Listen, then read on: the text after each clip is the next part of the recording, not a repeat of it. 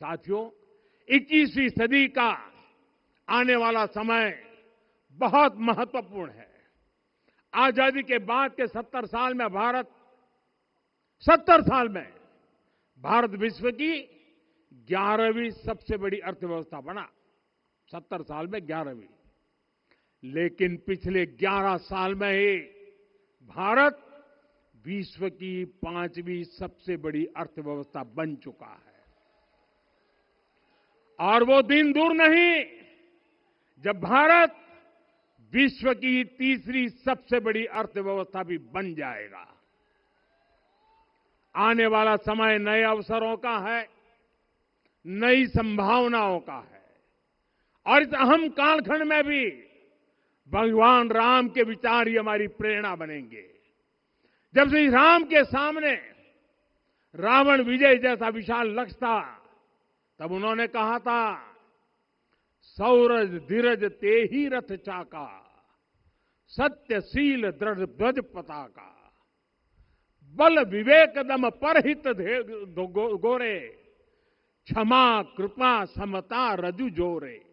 यानी रावण पर विजय पाने के लिए जो रथ चाहिए, शौर्य और धैर्य उसके पहिए हैं, उसकी ध्वजा सत्य और अच्छे आचरण की है, बल विवेक संयम और परोपकार इस रथ के घोड़े हैं, लगाम के रूप में क्षमा दया और समता है जो रथ को सही दिशा में रखते हैं।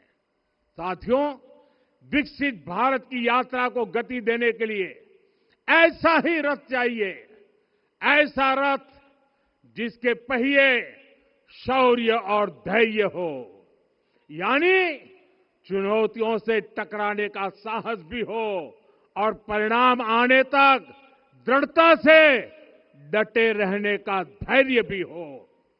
ऐसा रथ जिसकी ध्वजा सत्य और सर्वोच्च आचरण हो, यानी नीति नियत और नैतिकता से समझौता कभी न हो। ऐसा रथ जिसके घोड़े बल विवेक संयम और परोपकार हो, यानी शक्ति भी हो, बुद्धि भी हो, अनुशासन भी हो और दूसरों के हित का भाव भी हो।